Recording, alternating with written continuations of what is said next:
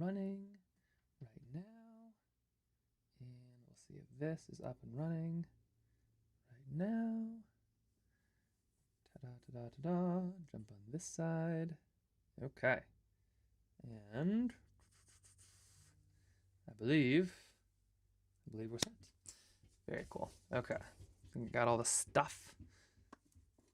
Maybe. Is YouTube happening? Give that a try.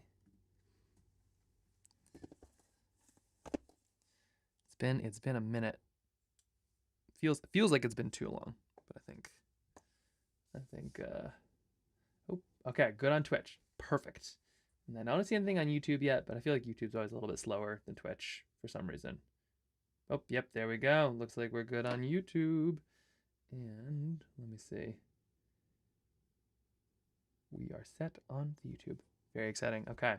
Well, wait a moment. There's some very cool stuff to share here for anybody who is okay and good on YouTube. Perfect. Thank you. Yeah, some way fun stuff to share today. It is, I don't know how much painting we're gonna do, although I need to do some stuff on, is it this one? Oh no, I do need to do some stuff that I'm hoping we can all go through together. Oh my gosh, this stuff has a smell. There's no like way to share smells, but this stuff smells so good for some reason. I don't know what it is. You know what? This doesn't smell. Yeah, nope. Okay, but when it's on paper, so good. Hello. Hello. Welcome. I don't even know where to start here. So I was just in Washington for a race and have some really fun stuff to share, and then I need to go figure out how to talk to 1 billion zillion children. So I was hoping to kind of workshop that a little bit. So that's what today is. Tomorrow though, we're going to be doing a really fun kind of backyard animal sketch. We'll see if there's any strong opinions. I can pick that now, but where we kind of paint through all of these. That's tomorrow's plan, but today's plan is just gonna get back on my feet. Get back up. We'll see. Where's everybody coming from, by the way? Because I went to spring for a little bit, and now I'm back in full winter, and it's been a little bit of a trippy situation. But yes, okay. State, I'm assuming. How did it go? It went really good. Yeah, Washington State is.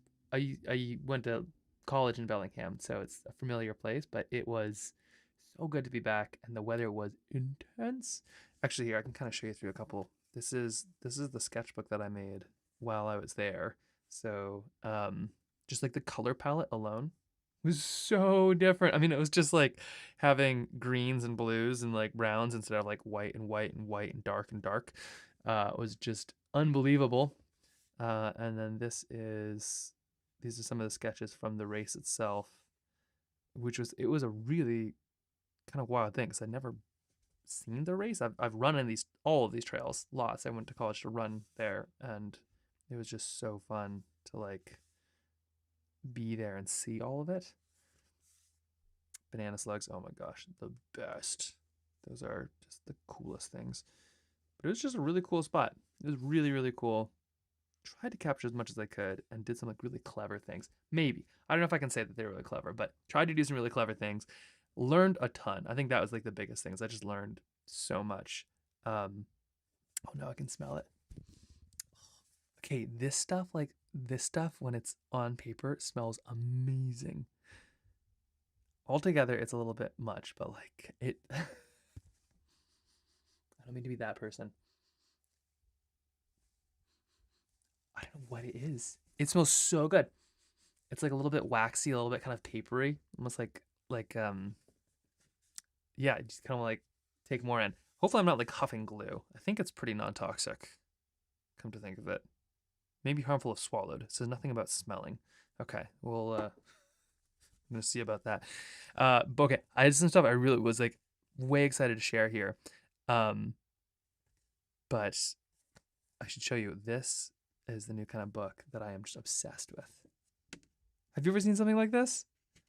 They're so cool. Like, obviously, I've tried them out a few times, but we were able to do something really cool where I was able to have the beginning and end of the race in the same place. So here's the first page and here's the last page. and then this is everything that happened in between. Which is just like such a fun thing. It actually worked out super, super, super well. Yes, coastal Washington. Bellingham is like, if this is the United States and this is Alaska. Sorry, Alaska's freaking enormous. If this is the United States and this is Alaska, here's Canada. Washington is like here. And we were on the coastal side, so kind of right next to Puget Sound and the bay. And it was sunny, but also rainy, but also it was mostly rainy. But there was some sun, which is super unusual for just Washington in general. But it was super cool. And so the idea of the story, because I was there to film with Keen, but the idea of the story is like that basically, start, I didn't show this piece, so started with this sketch, ended with this sketch. But then the beauty of like these races and things like that is you really don't go anywhere. You kind of run a giant circle and then you end up back exactly where you started. And I wanted to show that it's like you kind of end where you start, but then in between there's like all this stuff happens, and that's like the real story. But that's like, it's gonna be thinking about my grandmother's sketches. So like a lot of the time when I'm finding, let me see, let's grab one of these,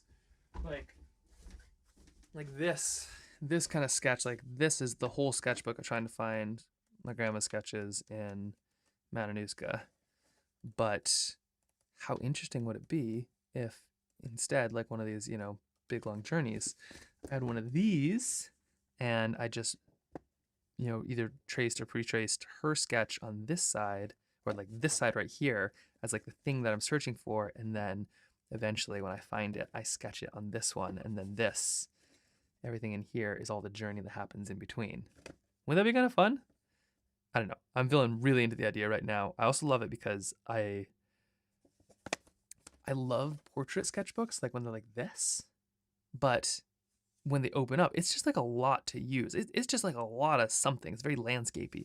So I've been trying to use more of these because it feels like these are just a little bit more, a little bit more of everything. And you can still get quite a bit of landscape in between when you use it. But what's so cool about these is just like you can have a massive, like, it's a portrait sketchbook until you want it to be a landscape sketchbook. And then it's not just like a landscape sketchbook. It's as much landscape as you want, kind of a sketchbook. And there's no gutters and lines.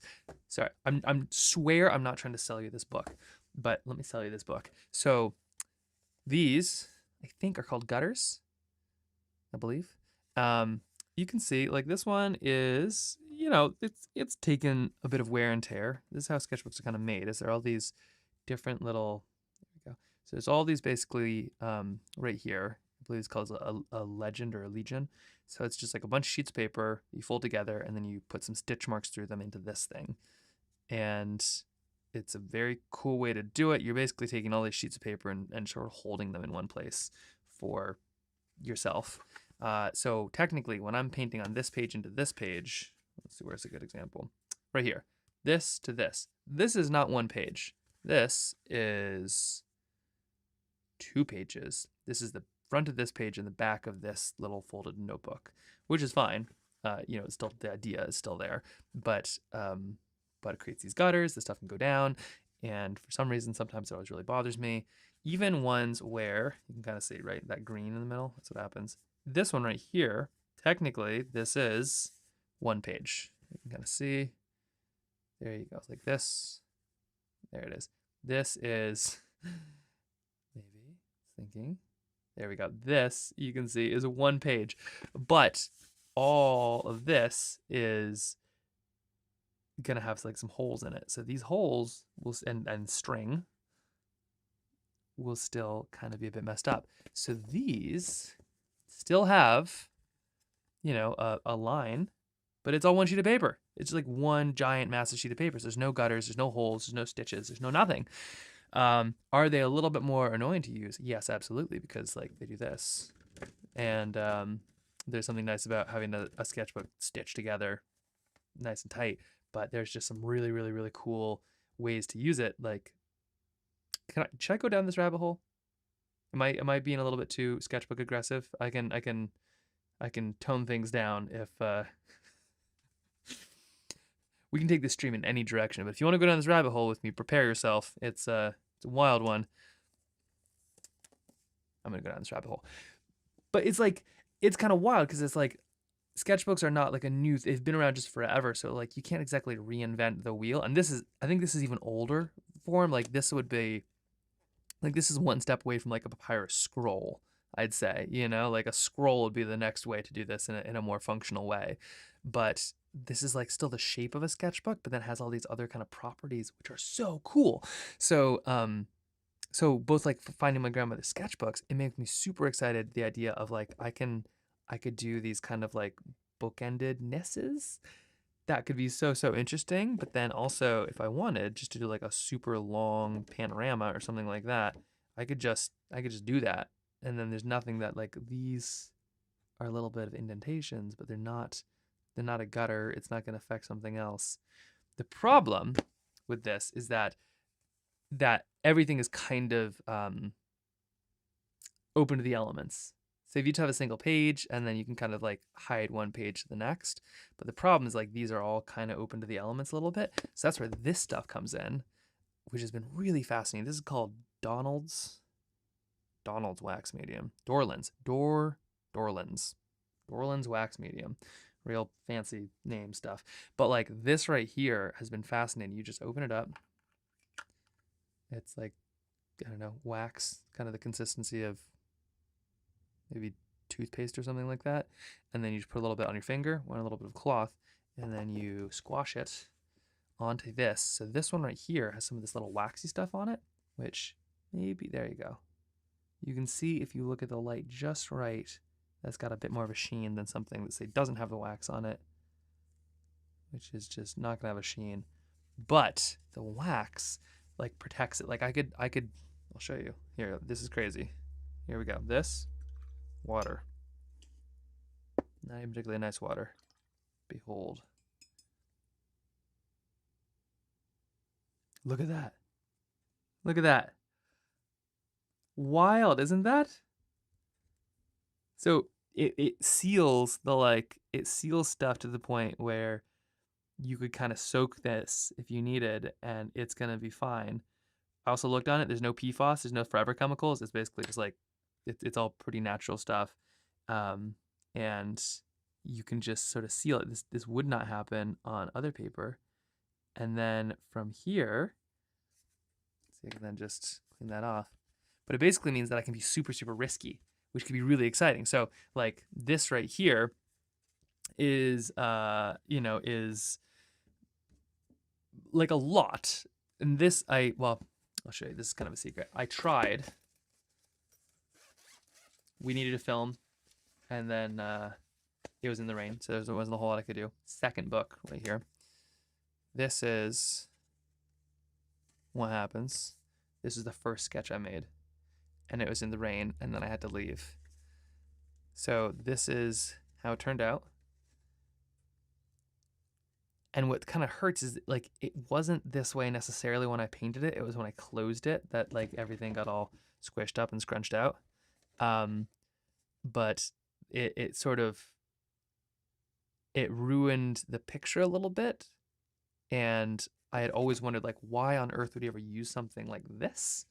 Because it's like, if you're gonna make a sketch and it's either going to be in the rain or when it's done, you can sort of like keep it away from the rain. So why would you ever need something like this unless you like brought your sketch out back into the rain? And then all of a sudden I found myself in a situation where I had to bring my sketch back out into the rain, absolutely wrecked it. And then that's why I usually carry 2 sketchbooks, at least with filming things. But now this, like, you just watched me put water on there and then I like wiped it right off. So just like a little coat of that wax stuff. And it actually kind of like darkens things a little bit in a nice way. Like watercolor dries lighter, and this stuff kind of brings it back a little bit to what it looked like when you initially put the watercolor down. So I haven't done it to all of it, just to the sketches, but here's my, sorry, I'm too excited about this. So here's my thought of what it would look like for my new sketchbook plan. We have the folio. I need to put like fun stuff on there. It's got good sounds too. So we have the folio, and then you open it up, and then this is what I have any given typical time. We've got with pencil leads. These are great. These are really fun little brand. This is all pencil lead, which then goes into mechanical pencils, which are these things. Speaking of good smelling stuff, these are cedar. So then these are all mechanical pencils. And technically you could get away with like just one, but I usually have 3 because like say I'm going out into the cold and it's going to be pretty brutal. I'll have these and then I'll just kind of preload them, and that way I know what I'm doing. I should actually put some better tape on one of these because this one is my graphite pencil, so I put a bit of tape there. Let's put a bit of white tape on one of these as well. Is this what I'm thinking? No, that's double-sided tape. That's not gonna do. Let's put some of this, and I'll put a bit of white. So I've got, oh, sorry. I'm definitely covering up the width. I didn't mean to do that. Width is great, and I love them, but I am just putting this there so that I can know what's what. Okay, there we go. And then let's put some silver or something maybe. There we go. So that's the graphite pencil. Here is the silver pencil, just so I know.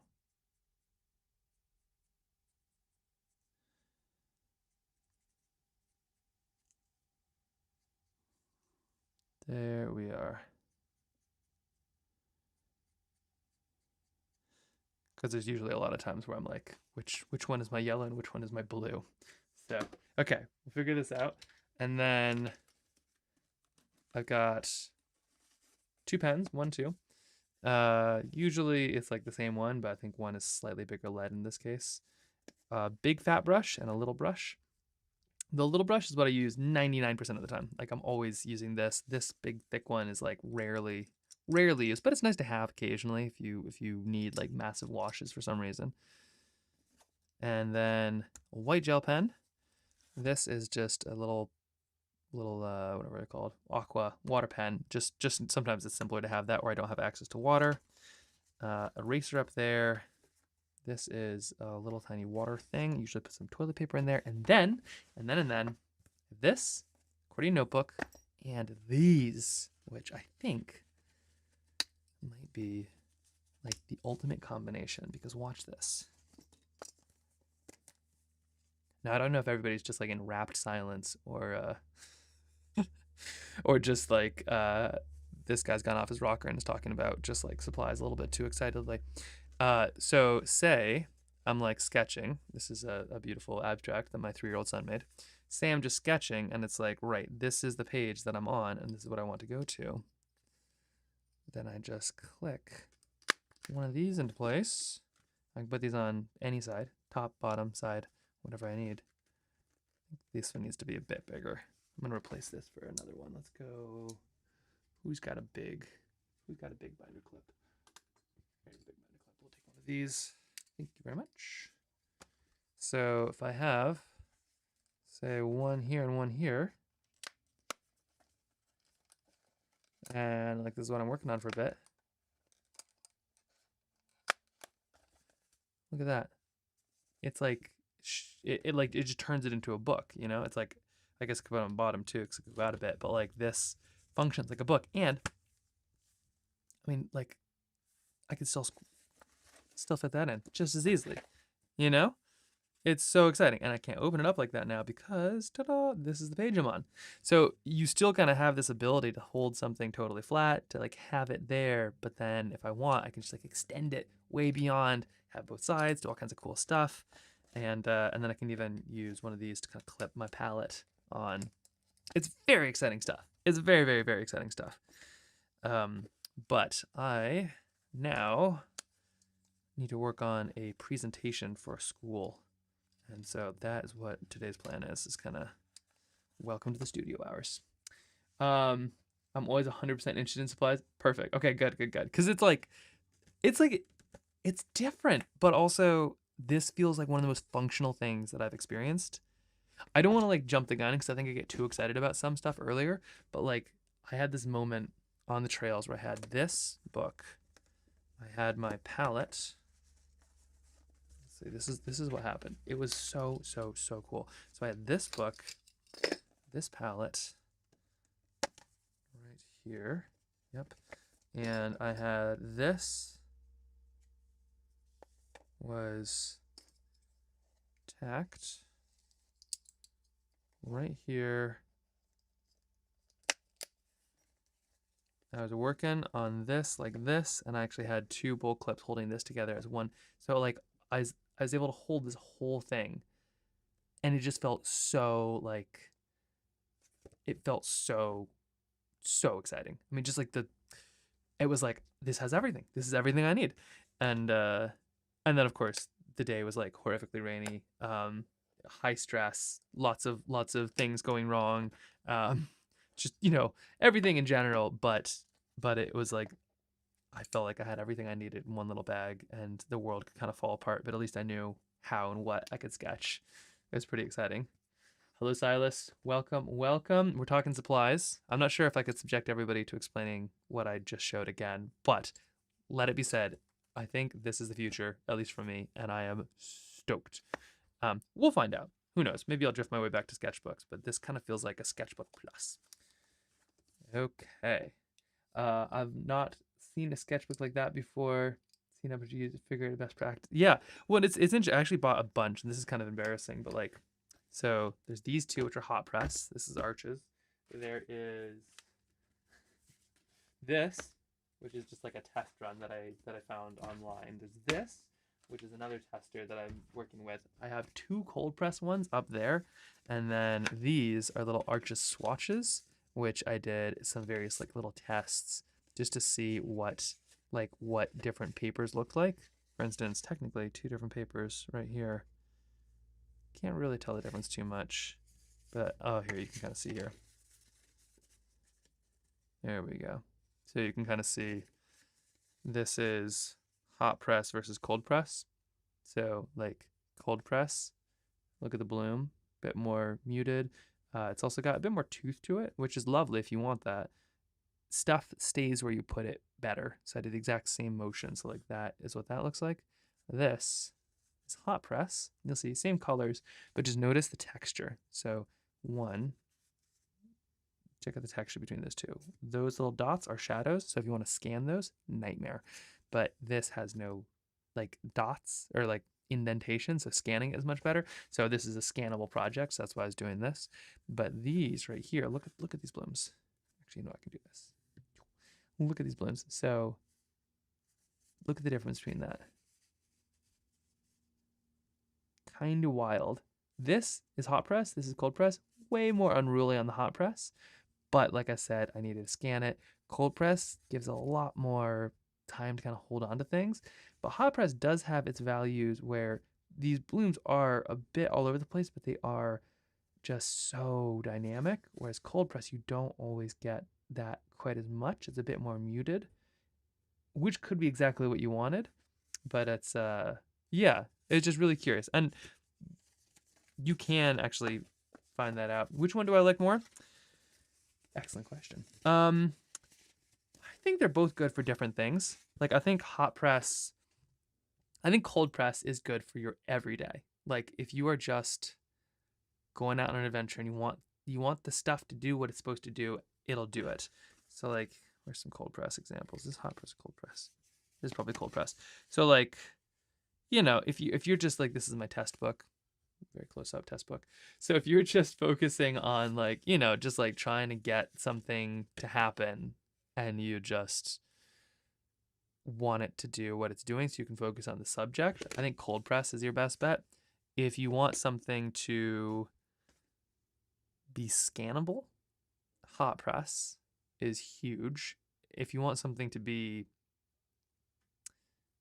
anything that you want to like replicate, I think hot press is there. But if you're making a sketch to capture a thing and that's its purpose and that's what it's for, cold press is probably just going to work better on a bunch of different levels. But just to show too, like the hot press, I did end up using hot press book just because I need to scan stuff.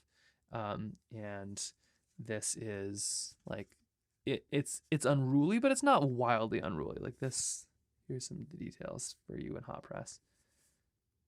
Like if I cold press, I might be able to do stuff that's just a little bit more, I don't know, maybe with it. But hot press, you still get lots of you still get lots of control. I'll probably end up doing a lot more with hot press, just because I think so much of what I'm gonna do is stuff that I'll scan and want to share. Look at that thing. So much of what I do is stuff that I'm gonna want to share. So I think hot press is harder to use. I think in a lot of ways I'll just be using hot press just so I get comfortable with it. And then once I'm more like once it's natural, then that's just what I'll know. Also, hello from BC. Yeah, this is some real BC vibes. This is Bellingham, which is practically a part of BC, or I'm sure it would love to be. But so we got some of that Pacific Northwest last week, and it was so good. But yeah, the hot press, cold press. But a lot of just so I'm trying to prove that I'm not like going full off the deep end, saying that like I think this book is the next thing for me. But like I've been doing a lot of tests on other books. These are much cheaper. This is like $10 on Amazon. This is one that I already had, but I think these are like 15 or something like that.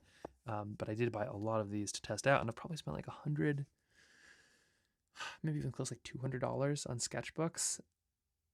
But if you find out what you love, then it's worth it. Sorry, let me just justify this online or see if I can. $200 on sketchbooks to find out what you love or use, and then how many sketches do you have to do in those sketchbooks before it becomes worth it? Like obviously if you sell $200 worth of sketches, then it's like, okay, that's sort of worth it. But like if you make sketches and then imagine if somebody stole them and hold them for ransom, like if somebody took this book, probably wouldn't pay for that other one. Somebody took this book from me and said, give me $200 or I'll burn it. I'd pay $200 in a second. So I think that's kind of how, it's not boy math or girl math. It's sort of like artist math. That's how I'm trying to justify how much money I spent on these things. But like, I'm so excited about like how these all kind of go together. Also, I'm glad that no justification needed. I'm glad you like Banana Slag. I thought this was one of my favorites. This is a place called Chin Scraper, kind of going straight up. And I can't like share with you the smell, but this stuff is fascinating. So this is the cold wax medium. There are some people in the Trailbound community right now kind of testing like its strength by, I believe, sending a sketch back and forth in the mail even. And I know it can kind of be buffed out a little bit as well, but I can kind of feel it on here. This one has some, and I mean, once again, here's some water. I would not do this with a normal sketch, but look at this. Like it's not going to lift, it's not going to pull. I don't need to worry about like, taking this sketch, which is already done, trying to sketch a banana slug in the rain, because like this will mess up. But look at that paper. And then here, watch, shake it down a little bit. There goes those little water droplets. Craziness, isn't it? Bonkers. Just gotta get them off. Off you go. This makes me so excited for like chasing down my grandma's sketches. I've just, not to get too stoked on it, but like, yeah, just the idea that like this could be the adventure of, say, trying to find one of our sketches in Iceland. I put her sketch right here and maybe some notes. And then eventually when I find the place, I put my sketch right here, maybe some notes or where the palette is. And then all of this in the middle is what I put the adventure of trying to find it. Like how cool would that be? And then maybe even we could then print it on like an accordion notebook just like this. And then that could be like something that we could even share that way. Let's see. I love the wax. I use it for my pages. So they don't transfer onto each other. Interesting. And then would waxing and cold press painting help with the scanning? These are great questions. So that I don't know. Let's try putting a little bit of cold wax and see what happens on one of these. What's really interesting is you are not going to be able to put anything else on once you put cold wax on. So if you put cold wax on and then you're like, oh, I want to go touch it up, not going to happen. It's boom, done, gone. That was your opportunity. It does kind of lock something in, but a lot of times you are not going to like, who adds more stuff to it afterwards anyway. Let's try it out. Okay, so this is the test run that I did. This is, let's see, so here we go. Do you see? This is, well, let's see. You know, let's do it on one of these. So here we go. This is hot press. This is cold press. Some little etchers. Okay, hot press, cold press. When you scan, and I haven't scanned the wax yet, so we'll see how that goes. I've taken photos, so I'm fine, but like scanners are kind of funny, and we'll see if it's a reflective surface matters or does anything to it. But so the problem is like these little holes are gonna have shadows no matter what. So potentially, if you fill those holes, maybe that would do something differently. Okay, this is what the wax looks like. Here we have some wax. Yeah, when it's like in this form, it doesn't smell great, but as soon as you like put it on paper and it sits for a little bit, just like, I feel like that is one of those smells that, you know, people are like, oh, the smell of my grandpa's study or something like that. And they're like, oh, I remember that smell. I feel like this is going to become my new cologne. I mean, I'm not gonna like, you know, dab a little bit here or there, but like this stuff on paper, it's good stuff. Okay, so here we go. This is hot press. So we're just gonna dab a little bit on here. Goes on nice and easy. It's kind of nice. That's like enough for this whole thing, by the way. And then here, some cold press. Take a little bit off the hot press. Don't put too much on there. And okay, what's curious is like at this thickness, it almost sort of like smudges it or like obscures it. But what you do is you're just putting a layer on everything. I was worried that this is gonna smudge it, but it doesn't seem to be doing it. Let's see. Would waxing a cold, and then more so for mixed media, for when I add wax or chalky medium over watercolors. Oh, interesting. Very curious. Okay, so that holds it. That makes sense too. You would kind of want to fix it in place. What I've been impressed with is like this just like changes the way that I'm able to like really jump into being a bit more rough with my watercolors. Like I'll often destroy a sketchbook, but there's something terrible about having a beautiful painting that gets waterlogged and kind of ruined that way. This sort of just prevents that, which is kind of nice. So like this is way more strong up here. Down here, it's not quite, it kind of feels more papery, but like even that is enough to kind of prevent it. Okay, now here is, let's hold this here. Here is the hot press. I know you can put multiple layers and you can also buff it out. So I think you can basically let it dry and then use a cloth or something kind of, if there's any like streaks or something like that, I think you can kind of buff it. Okay. Be nice. That smells beginning. So I'm just looking here. We still have what appears to be quite a bit of the streakies, but not always right there. Look, that kind of filled those holes in, or at least must have. I don't know. I'm curious. I'll give this a try. I'll see what happens. Who knows? The waxing or the scanning might do something, but also I could see this just being another reason for using this stuff with hot press paper, because this does go on nice and evenly. If this is filling the holes, which would make sense if there's holes and it's like wax, if this does fill the holes, that might obscure the painting or make the holes more opaque because there's just more material in there. If that makes sense. Lots to learn. Tons and tons and tons and tons to learn. So many elements of all of this. The problem is then you have this kind of waxy stuff that doesn't really get off your finger. And then let's see. Yes, buff it after it's dry. That brings out its magic. What do I buff it with? Do I buff it with like a cloth, like a paper towel, microfiber? What's the trick? Okay. Actually, maybe I could do that. I have microfiber cloths around, theoretically. Oh yeah, there we go. Is this the trick? A fine cloth. Use a fine cloth. All right, here we go. Make our eye care. Thank you for this fine cloth. Our local ophthalmologist. to make ours great. Dr. Lane, very amazing, sweet doctor.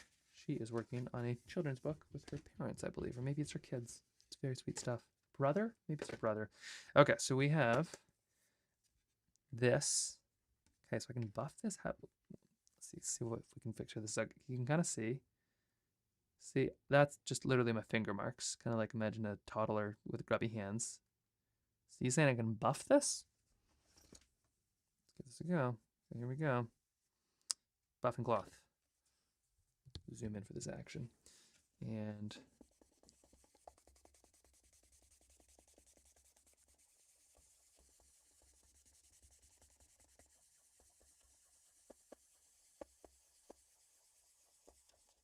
what should I be looking for or seeing or doing? Soft microphone, no paper towel tissue. Okay. What's going to be different? Also, I might have waited too long. This has been like waxed for days and days and days. Okay, maybe. I'm seeing like some reducing of the streakies. Do I need to do this like with like when it's soft, do you think? Oh, actually no, I'm seeing some reduce of the streakies. Sort of. Maybe not. Oh, it'll smooth it out. Okay. I'm still refining my process. Well, I'll let you know how this all goes when I scan it. Hopefully there's like no real thing, but it is, I mean, it is amazing where it's like, right, cool. I can take this anywhere. We can afford to be risky. We can do the fun stuff. Oh, do it when it is totally dry. Okay. I do it when it's totally dry. All right. So yeah, basically, yeah, this must be totally dry now. Huh. Okay, there we go. There's this stuff plus this stuff. Make some interesting other stuff. Okay, now I have this book right here. This is my test book. So this is the one. This is the initial one that I did this on, and then the rain kind of ruined it. Oh, would you like a tour of the sketchbook? All right, we had one earlier. If you've already seen this, now's your time to go get tea. So okay, so here is the sketchbook. So this is the like a video will come out on this in like a couple weeks or something like that. But what I want to show is this big race in Bellingham. It starts and stops in the same place, but I kind of think that's beautiful about trail running is it's like you're running 50K in this case, but you're not going somewhere. You're kind of going back to where you were, but you in the process of doing it, you see things and become a different person. So so I want to show that. So here's the start and stop, but then in all of it is the journey of the race itself, which is kind of what I'm thinking of doing with my grandmother's sketchbooks, where it's like where she was, where I was, and then in between all of that time, you sketch all the beautiful things that you see on the way. But okay, so here is one of the bridges on course. Here we have, so we can kind of show a big one here. Here we have the start.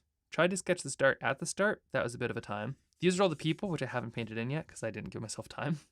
It's hard to film and sketch at the same time.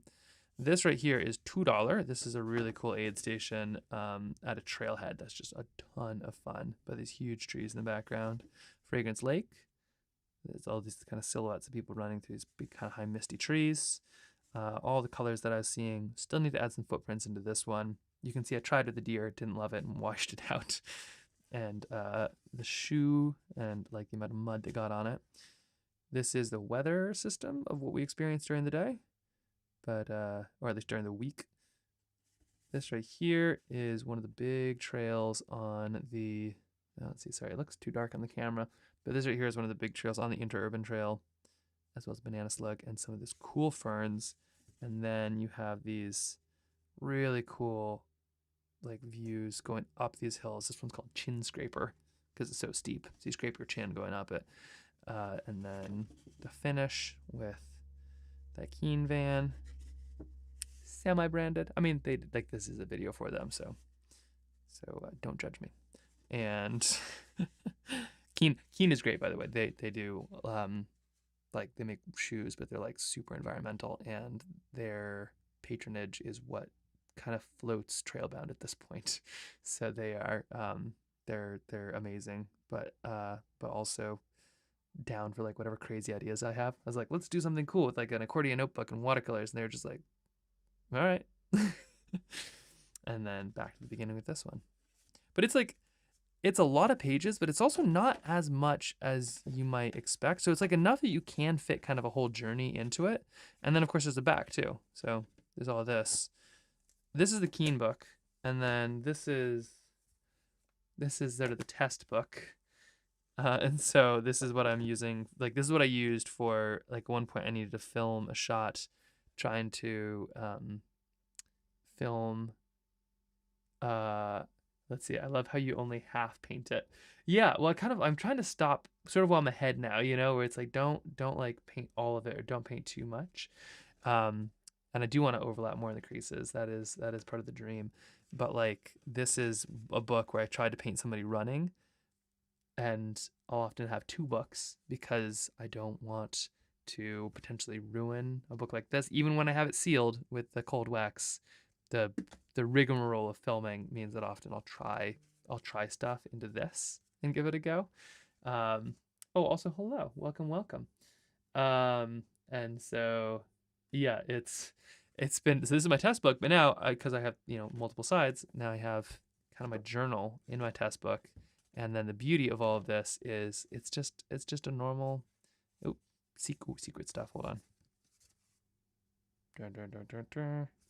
We're having big ideas, we'll say. You can probably just pause that stuff. Shoot, lives. All right, nobody look at any of this. Hold on. I need to. There we go. Okay, this is the page we need to be on. Poor Jen. She's probably like, no, Max, no. So what's kind of nice is like you kind of have these burner books of like it's a test. Does it have Bluetooth? My sketchbook? This book needs a sticker. It does need a sticker. It really does need a sticker. We have fun Trailbound stickers that we're trying to work on right now too. So okay, so and I'll show you. This is okay. So here's, sorry, one more dream, and then I do need your help because I have a talk with about maybe 1,000 children. Gosh, how many? There's like 19 classes, or maybe there's like 19 people per class, and there's 10 classes. Anyway, there's a lot of children that I'm going to be. Yes, does the book have Bluetooth? Book doesn't have Bluetooth, not yet, at least. It has just about everything else. But I need help kind of figuring out what I'm going to say to them.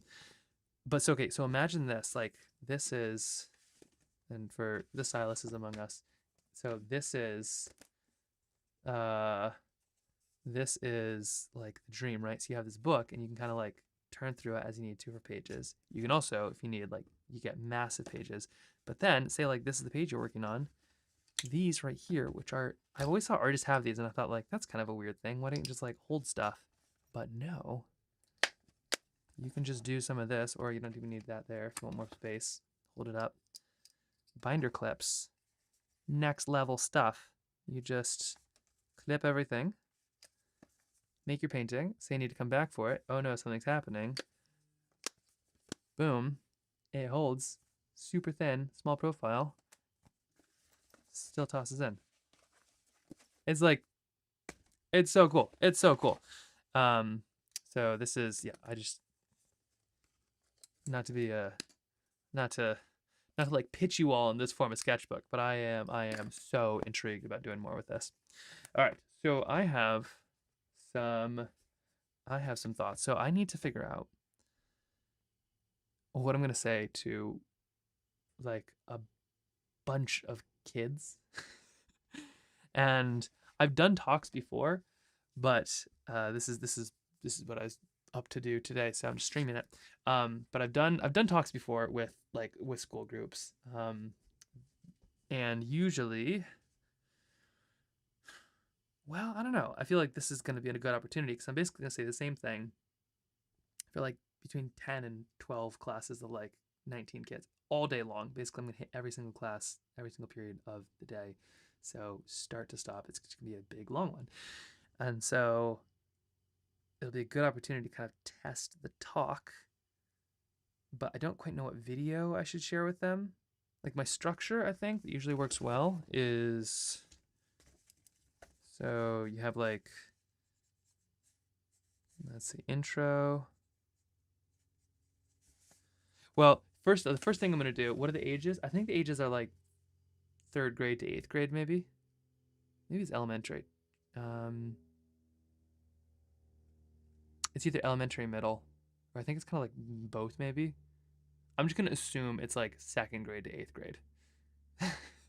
Just a nice broad swath of everybody. Um, but my plan is I'm gonna start by handing each kid in the class a little trail tile, not pre-sketched or anything, but just like a little blank one like this. So everybody has a trail tile and they have watercolor supplies. And then as they are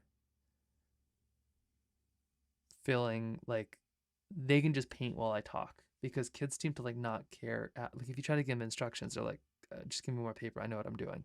So give them each a sheet of paper.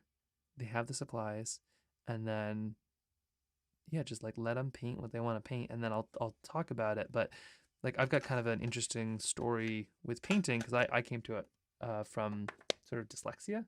Like I've been talking about my grandmother who inspired me to paint, and she did.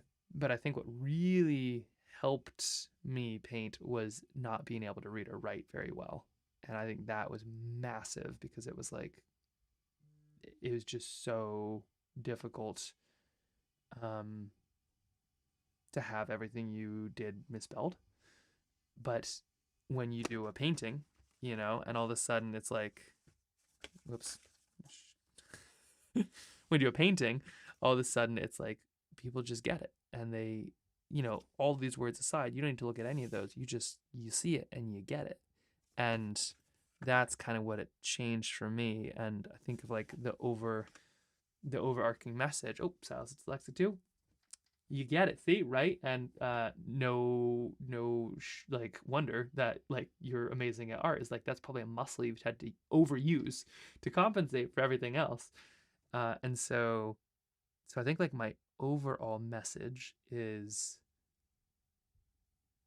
like, yeah, things can be really tough and you can find certain things really difficult. And that's so true. But sometimes those difficult things can lead to the most amazing stuff you could ever imagine. And for me, that was dyslexia. Like if I could have the choice back in middle school or elementary school of just like, oh yeah, you'll be able to spell just like everybody else. It'll be perfect, and we'll just like tweak a little piece in your brain, and then and you'll be just like everybody else. I would have taken that option in a second. Oh, don't struggle with spelling tests anymore. Cool, done, check. Let me have it. But the struggling with those things ended up leading to really focusing on watercolor and visual arts, and like leaning on it, and then that's what led to all of this. So without that, I don't know if I would be me. But I feel like I want to say that in a way that's like accessible to kids. so usually the structure is I'll have the intro, I'll have there's the intro, maybe a video clip, and then I think they all have like smart boards and stuff, and then body of the talk, followed by video, exit, and then questions.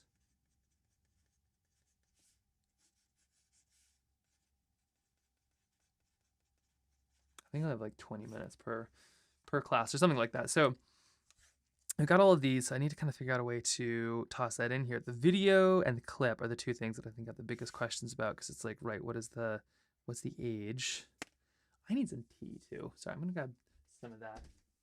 Got like the traveling and talking, and we just had a really interesting trailbound conversation today that like I'm excited about, but also big ideas are exhausting and can like manifest themselves into your body in the strangest ways. Like you'll just have just like a sore back or something because you're excited, but you're holding all the tension in one place. So I've got to figure out how to share this stuff with this group and boil that down. So okay, so I got the clip and I got the video. The video, I'm thinking like 5 minutes long of something. And I'm not sure if anybody here has like seen many of the videos I've done. But I wonder what would be the best. They're often very sciencey, and I think I often like overthink everything. So like I kind of push certain ideas a little bit too much. So I would say like if you give a beach a bottle, which is a really fun little one. I think there's a way that I can easily pull these things up too. I should figure out how to do that on the stream. I will in 1 second. Tea first. But so there's if you give the beach a bottle, that's a good one. That's like 5 minutes long, and here, I'll put it in the chat if you want it. But there's if you give the beach a bottle. Uh, let's see. There's a little story about forever, which they might find super funny. Little story. Here, this one. Copy link. This one has my son in it, and it is. Oh, I can't paste in there. Maybe I can just show you. How long is it? 10 minutes long. Yeah, maybe I should do this one. Here, let me see if I can copy and see what you think. Copy link.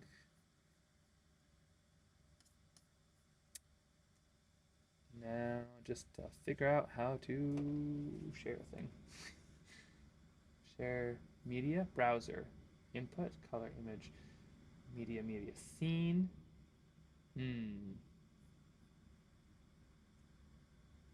I think you should do a little story about forever. Really like that one. Okay, that's one vote from Silas. Okay, but if I do that one, then what is the clip? What's the clip that I show early?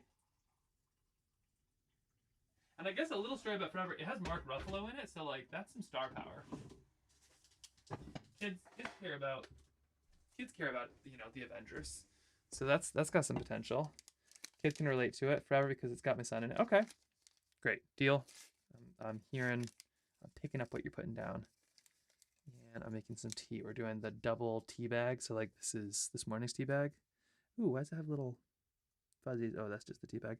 That's this morning's tea bag, and then this is this afternoon's tea bag. So you kind of get like this nice mix of flavors. Okay, so video is going to be little story. There's a chance too that we're going to make that into a book. Let me see if I can show it to you first. Okay, if I go like sorry, let me just capture card, color, image slideshow, macOS media. No. Scene? No. Text, video capture, group. Let me see if I think I can just show you on a browser. Let me like delete all the banking tabs or whatever I have open. Just giant pictures of my social security number. Okay, so here's the video. Let me see if I can just play it on OBS. If you haven't seen it, here it is. It's 10 minutes long, but it's let's talk through this. So if I click sorry, let's see, let's make sure I don't delete anything. Oh, you know what? I might be able to browse it. Little story.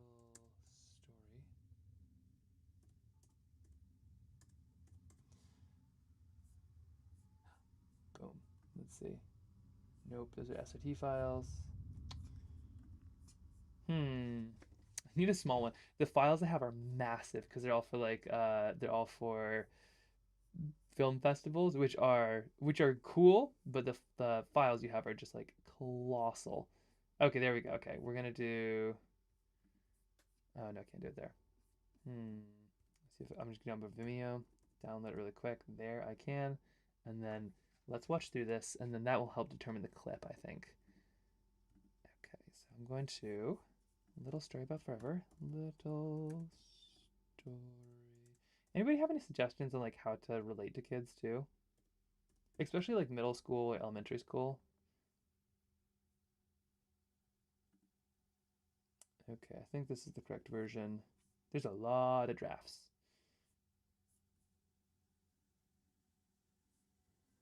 Okay, yep, this is the one. Okay, let me just quickly download this.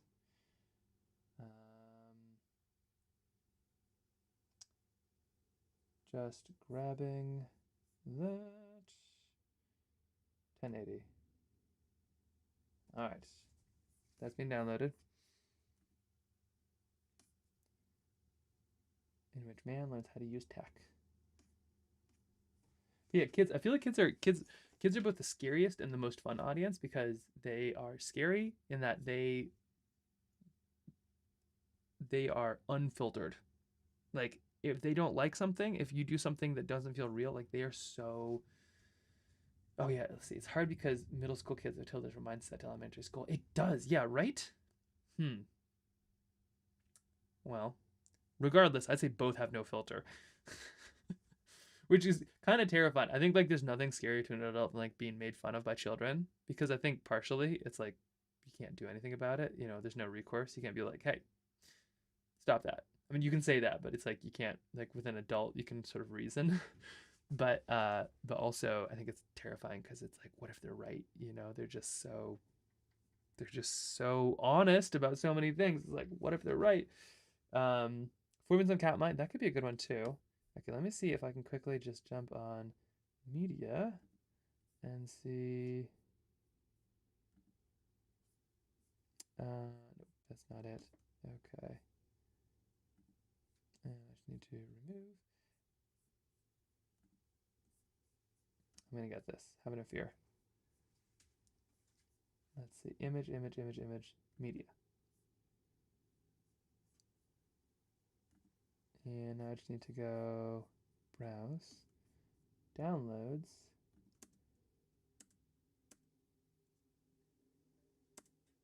Nope, not that one. There we go. Okay, aha. I did it. Elementary school, ask questions to keep them engaged. Oh, I love it. Yes, totally. Okay, we're gonna try this here. It's gonna loop, restart playback when source becomes active. Okay, it might just like start immediately. Let's try this out. Here we go. Oh, yep, there we go. All right, you want to turn the last page? Yeah. Okay, here we go. Forever and ever and ever, the end. Really favorite. It's like a really long time. I don't really know how to explain it. There's not like a kid's book on that. Why not? I don't know. Do you want to write one? Yeah. Okay. Let's go. I need help.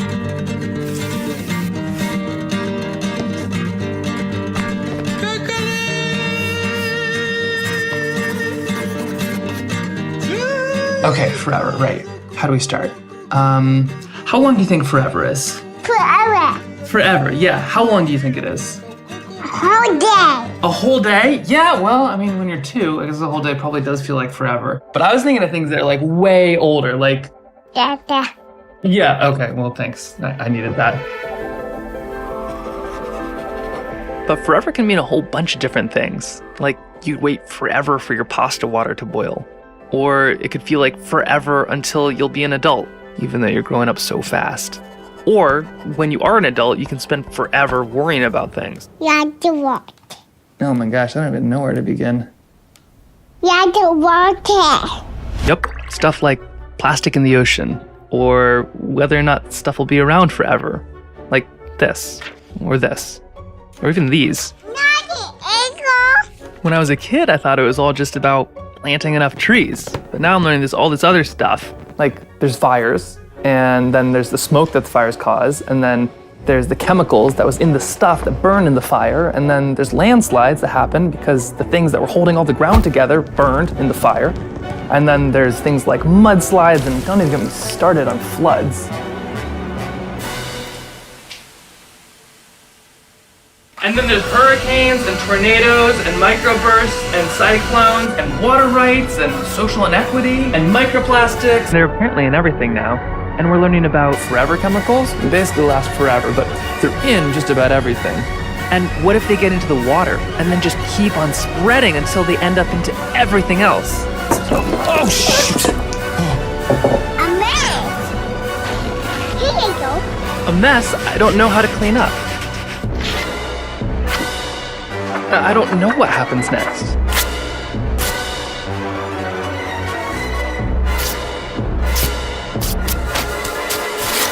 And I just worry what you'll be left with. And what you might lose. Forever. And that's what I worry about. I just hope. So what, am I supposed to just draw some phone and call some scientist or hero who knows what's going on? Of course. Oh. Okay.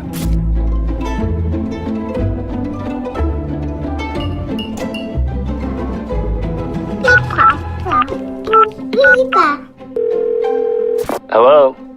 Wow. I can't believe this works. Yes, it works. This is Mark Ruffalo.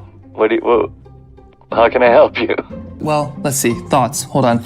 So, my son asked me a question about forever, and then... You lost? Oh, Mark, hold on. There you are. My son asked me a question about forever, and then I thought about all the things we might lose forever, and all the things that I hope he never has to experience, and maybe how some of them could be avoided. But the world just feels so full of big issues, and I just wonder, how do you stay positive when it all feels so dark? Well, I don't know if you've ever been in a dark, dark, dark, dark night and you see someone light a candle. A long way away, you can see that candle in the darkness. And so the light is always stronger than the dark. It is scary and it does feel overwhelming sometimes. But once you step into that, once you make one step towards the right way, others meet you. And then all of a sudden, everyone's holding a little candle in that vast, vast, endless darkness. And it's all of a sudden illuminated.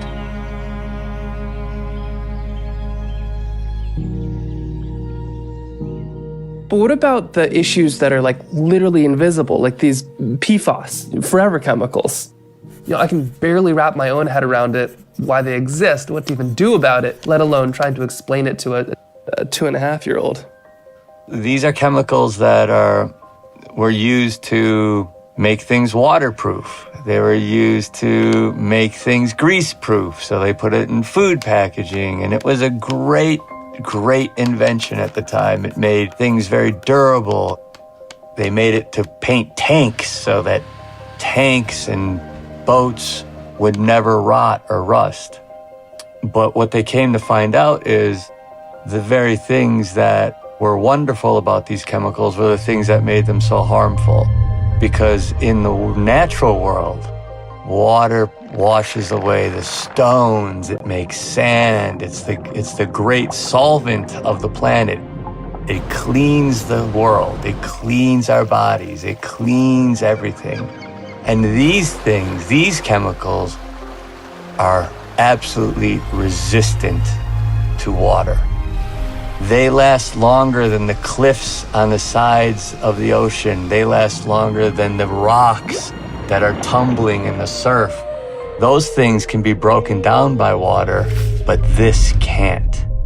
Where do we even start? Well,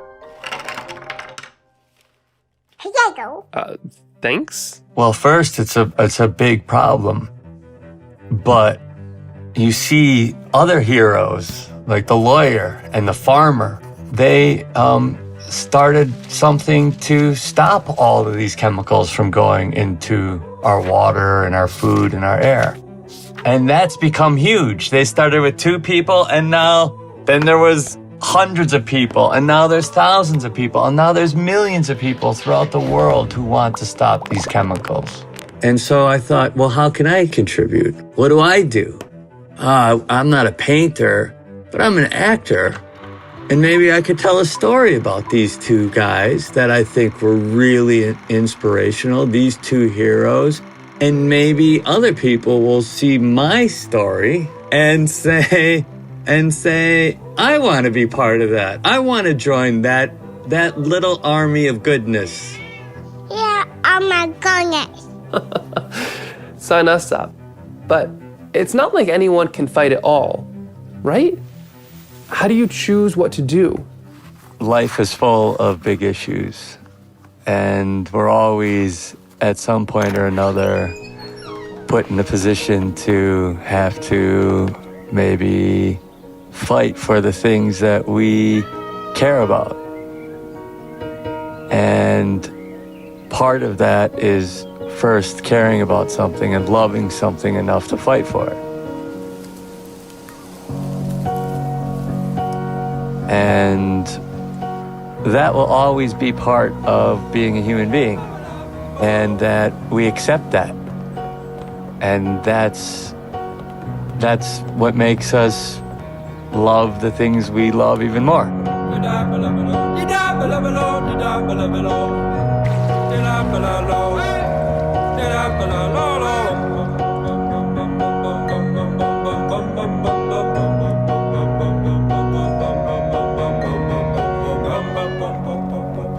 Okay, you ready to turn that last page? Yeah.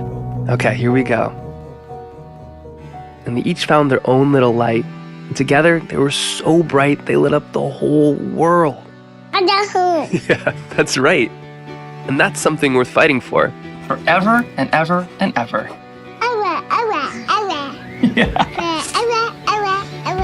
Again.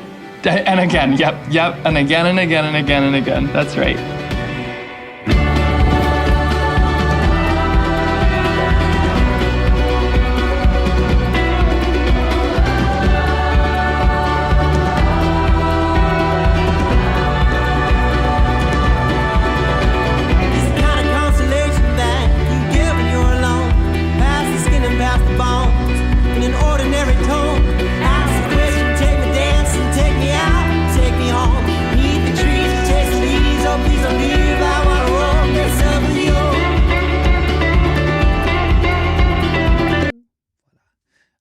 So that's a little story about Forever. That was like, oh my gosh, every time I see that and see how young my son looks, even though he doesn't he's not significantly taller than he was there, but oh, can you hear me now?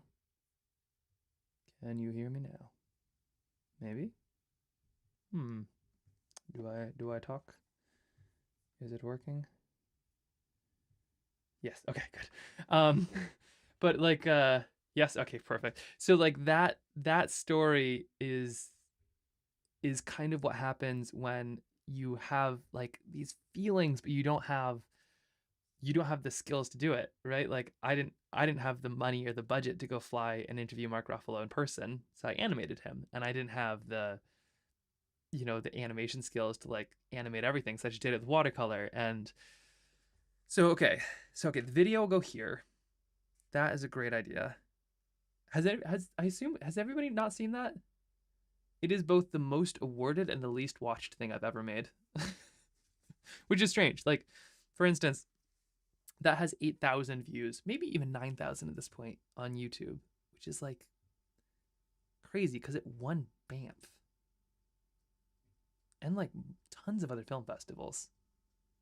And it only has a couple thousand views on YouTube. But now we're going to show it to some kids. So, yeah, that's a great idea. Okay, we'll put that as a second. Other fun things is we're going to try to make that into a book. So that whole story, I'm going to make a little book about Forever with all the proceeds going to the National PFAS Contamination Coalition, which is a group of affected people who live in communities that were affected by PFAS and are still kind of fighting their way to the top. So we're going to make a book, and then the proceeds from that will go to them. Mark Ruffalo, yes, super nice guy, by the way. Legitimately genuine good person. It's kind of wild. He is he was introduced to me from some of the National PFAS Contamination Coalition because he did a movie called Dark Waters, which is all about sort of PFAS, and he got understood after that film kind of how it's all been pushed under the rug. For the record, Forever Chemicals still very much being pushed under the rug. There's huge legislation that basically let people pollute more, and all the environmental stuff has been rolled back pretty heavily. So there's a lot of stuff going on in the world right now that definitely captures the headlines, but these Forever Chemicals, non-essential Forever Chemicals, let me get on a soapbox here, but non-essential Forever Chemicals are still being produced. Sure, maybe you need them for airplane fire suppressants or something like that. There's cases, I'm sure, where it's okay, I guess there's no other solutions, but you don't need to put them in shoes. Yet a lot of companies still do. Keen figured that one out pretty early. That's why Keen wanted me to make a video and supports the National PFAS Contamination Coalition. But they're still making this stuff by the barrel and just putting it out into the world, and it will never ever ever ever ever go away. And it's like, oh yeah, we'll clean it up at some point, like once we figure out, like, nope, once it's into the wild, you can't go into like take it out of every fish. It's like it's there. So pretty scary stuff, and like hopefully a video can make a little bit of a dent, but it kind of makes me sad that I'm glad this video got all the awards, but I kind of wish instead it got all the views so that people could do something about it. But yeah, it's cool because they connected us to Mark Ruffalo, because I was like trying to figure out somebody to put in the middle, and they're like, oh, you should talk to Mark. It's like, oh yeah, Mark who? And like, Mark Ruffalo. What? And coordinated time and jumped on a couple calls, but just like I was hoping that he would just explain what PFAS are. Like, this is per and polycarbonates, and this is why it's a concern. And everything he said there, I heard for the first time on a call with him, and it was like, I was just like, holy cow, holy cow, holy cow, like what? It's just like this poetry that he was spitting, and then my next thought was like, oh shoot, how do I animate this? Because I'm not an animator. And you figure out a way, and then you knock down your microphone. But like that's kind of, I think, what he said, right? Is he's like, I'm not a lawyer, I'm not a farmer, I'm an actor. And it's like, you figure out these ways and you get to become those things because you're not good at the other stuff. Like, he could have worked really hard to become a lawyer, but he wasn't. He loved acting. He found this thing that he loved, and maybe he loved acting because he wasn't good at expressing other stuff. But like, that's kind of what I want to share to the kids, I think, is like when I was little, and maybe I need to put this in the talk part, but like when I was little, I wanted to protect these amazing places and animals that I saw. I'd be outside and I'd see these eagles and I'd be in these beautiful places, and it's like, I want to protect these. Like, I think little kids kind of get it, they're like, this thing affects me, I want this thing to be around forever. And then as adults, we kind of forget this, or like, we can't do anything about it. The mining companies are going to do what they're going to do. But little kids are just like, I'm going to lay down in front of this bulldozer. Like, like, I think all little kids are artists, and all little kids are fierce environmental advocates.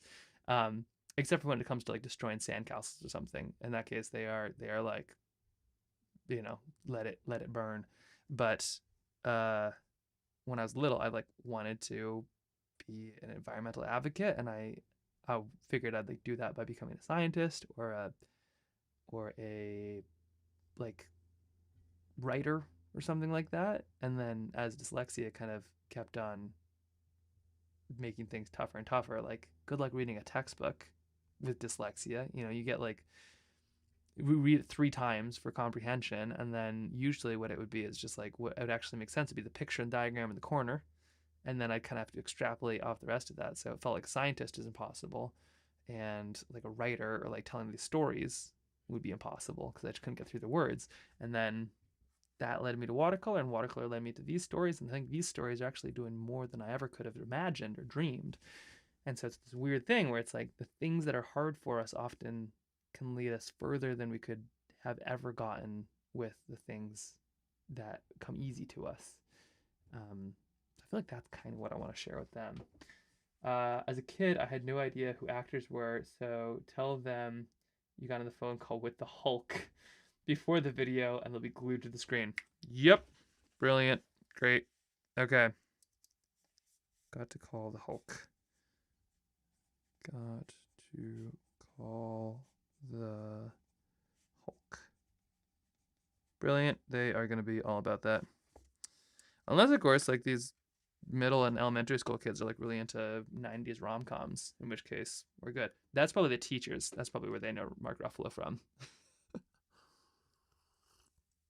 So the clip, though, what do we do for the clip? I could do probably one of the solstice paintings. Those are kind of fun. I have a clip of me falling down a mountain, and that is the most viewed thing I've ever made.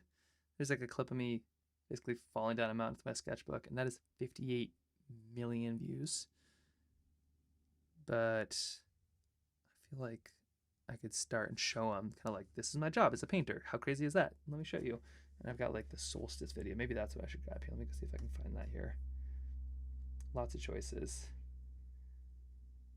That clip, that's the clip that had me hooked. Oh, the falling down the mountain. Is that the one? because that was brutal. Let's see, solstice. Let's see, do I have that one? Solstice series, solstice gear test. Is that what I'm looking at? Winter solstice series. 6 items? What's that all about? Oh yeah, some of these. Oh no, that was a painting. Yeah, okay, nope. That's a tutorial. Oh yeah, I'd forgotten we'd done that. There were so many videos we made. It's a little bit too much. Okay, I'm just looking for... No, I don't see too much in the way. Ptarmigan? I'll find it. Okay, so we'll do a clip. We'll do a clip. Okay, what else? Yes, okay, the falling down the mountain. Maybe I'll do the falling down the mountain. That could be pretty funny. Let's consider it. Elementary school kids have a zine they can color in, filling in questions and fold themselves like a tiny activity book. Maybe the middle school kids, you can get them to make a zine and have prompts for each blank page of the zine. Oh, interesting idea. I'll pitch that to the teachers. I think I only get half an hour with them. I think each class is like half an hour. So it's really got to be pretty wild. And the little story about forever, I mean, that's 10 minutes of that half an hour. So technically I've only got kind of 20 minutes. Maybe cut 5 on both sides, 5 at the end for questions, 5 at the beginning for like getting quiet. So kind of 10 minutes to talk with them. But they can make some good stuff in 10 minutes. And yeah, okay. So the clip of me falling down the mountain, yeah, I could put that in there. I should probably put that in the beginning. And then I'll find another clip of kind of what I do for work. And yeah, we'll have that. We'll have the exit and the questions. Cool. Okay, I feel good with this. I feel good with where this is going. I might give some of this a stab. See what I think. And then if anybody else has any thoughts, let me know. And I'll try to have this ready for tomorrow. I think tomorrow we're gonna do a backyard animal sketch. So actually here, help me pick one today. And then tomorrow we're gonna do a backyard animal sketch, and I'll maybe before or after I'll try to have like a draft of this and then maybe share that with people and see what they think. Okay, we've done these. Squirrel and orca. That's all finished. We've not done the frog or the ptarmigan. This will be for tomorrow. Also the penguin or the llama. Those are good things to do. Fox or beaver. Oh, beavers are great. Deer, pika. We've done the pika. Haven't done the deer. This is a manatee and a muskox. We've done both of those. The bear and the flying squirrel. That could be kind of fun. I believe we've done both of these. Although we haven't done the hummingbird yet, I don't think. Ruby-throated. Depending on which one we do. With the lynx? Hummingbird could be fun. Maybe tomorrow's the hummingbird day. Wolverines. And United Sketches America. That's all United Sketches. Okay. Any strong opinions? I think the hummingbird could be a neat one for tomorrow. Although, yeah. Gotta narrow it down just a little bit.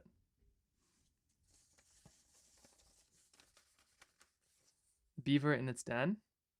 Oh, the beaver could be pretty cool. That's true. That's true. Canadians would say that. But yes, hummingbird. Hummingbird is good. Hummingbird or beaver?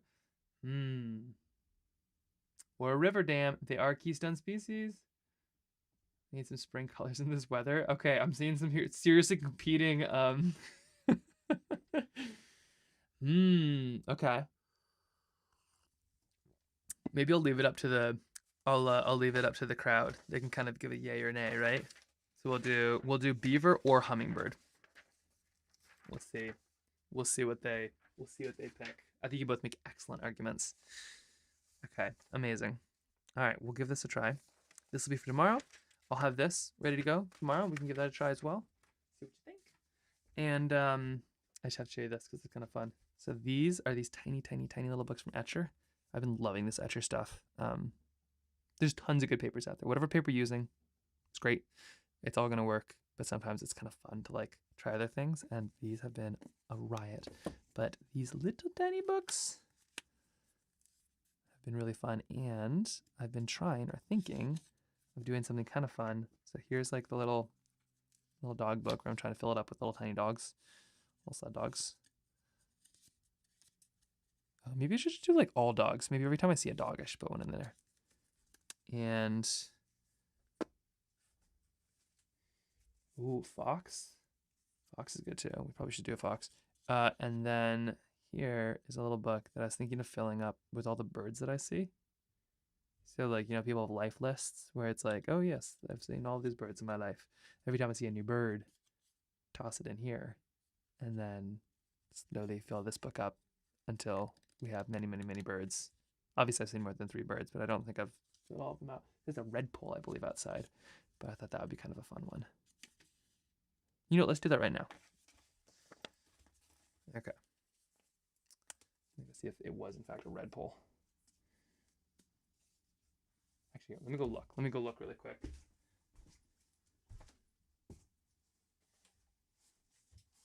I don't mean to be encroaching on Liz's territory here either. With I paint burbs. Red pole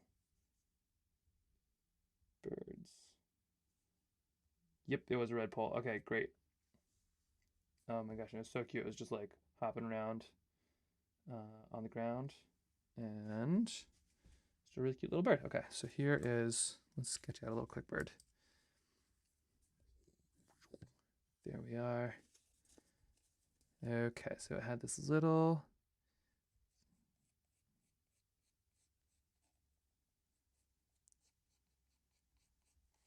let's see if we can do this right here. This little tiny beak. And this is why you pencil stuff in first, so you don't like thoroughly mess up all the proportions like I am right now.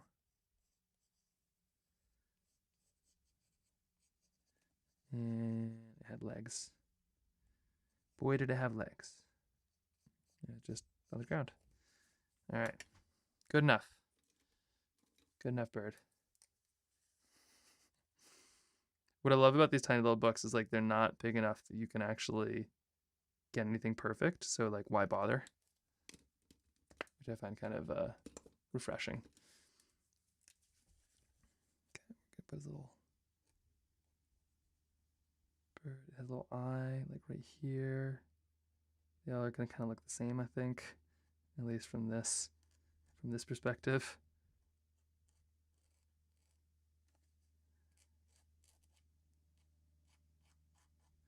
And there we go.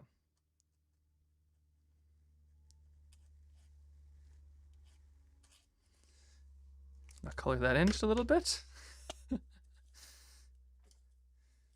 Yeah, there's really, really, really stark bit of red on their head, but I'm gonna add that in last because the rest of the bird is kind of gray and brown.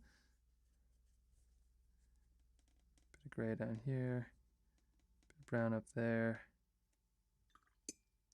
Probably not getting it right at all, but it's like kind of this-ish colors.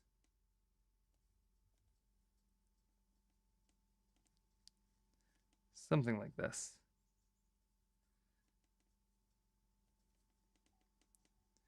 And it's gonna have this kind of shock of red on top of its head, which I'll add in a moment. Okay, there we go. Red pole.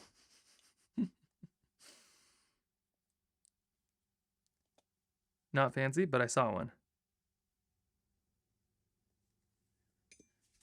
And then I'll just put the date. What is today's date? 24th. 3.24. 26. And then red. How do you spell red pole? Common red pole, I believe it is.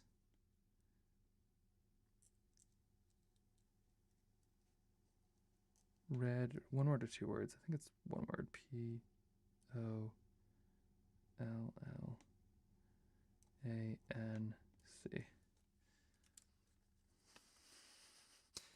There we go. I'm gonna add a little blop of red to the head there in a second once it's dry. But there we go.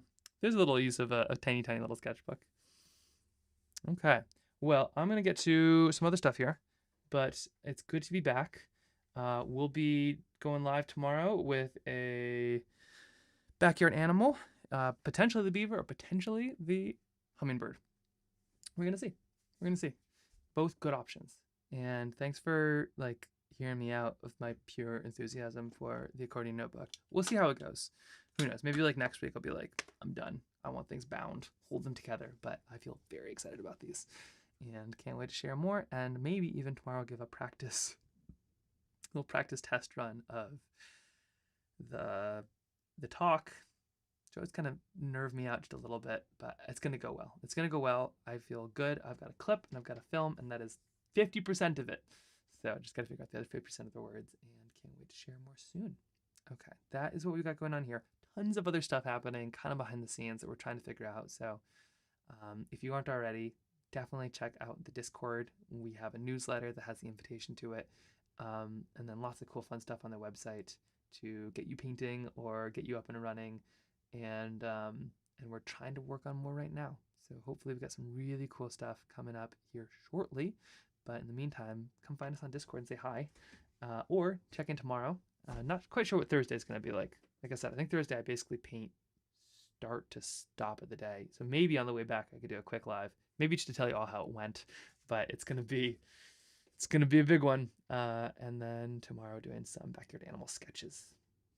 Okay. All right. Well, thank you, everybody. This has been super, super fun.